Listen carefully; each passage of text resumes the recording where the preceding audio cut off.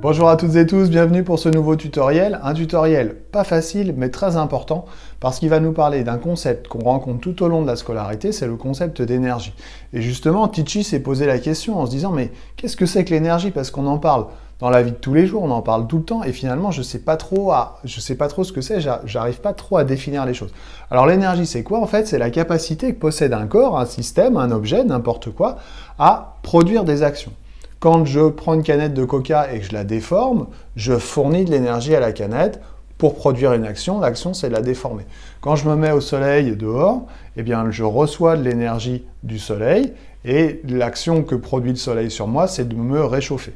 Donc cette énergie, en fait, elle peut venir de tout un tas de sources différentes et elle peut avoir tout un tas de formes différentes. Comment je me rends compte que cette énergie, entre guillemets, existe, est présente, est à côté de moi, si je peux m'exprimer ainsi, bah c'est parce que l'énergie se manifeste par ses effets. L'effet, quand je me mets au soleil, c'est de me réchauffer. Quand je me mets sur mon vélo et que je me mets à pédaler, l'effet, c'est de mettre en mouvement le vélo. Voilà deux exemples. Alors, encore une fois, les exemples sont innombrables et on rencontre l'énergie partout autour de nous dans le monde qui nous entoure. Quelles sont les différentes sources d'énergie? Alors, je les ai classées en 3 couleurs différentes. En orange, j'ai mis les sources d'énergie qu'on appelle renouvelables. Les sources renouvelables, c'est les sources qui sont inépuisables, comme le vent et le soleil, par exemple.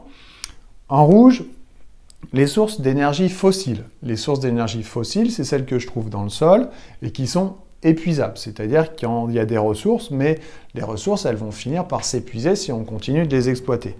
Comme le pétrole. Le pétrole, c'est une source d'énergie très importante, car c'est grâce au pétrole qu'on fait avancer les voitures, qu'on fait voler les avions dans les moteurs, etc., etc. Une ampoule, une prise de courant, voilà une troisième catégorie d'énergie. Bah là, on est sur de l'énergie lumineuse, là, on est sur de l'énergie électrique, d'accord, qu'on trouve plutôt dans notre vie d'humain, on va dire, puisque c'est des objets ici qui ont été créés par les humains. Alors justement, j'ai parlé d'énergie lumineuse et là d'énergie électrique, bah, c'est ce qu'on appelle les formes d'énergie.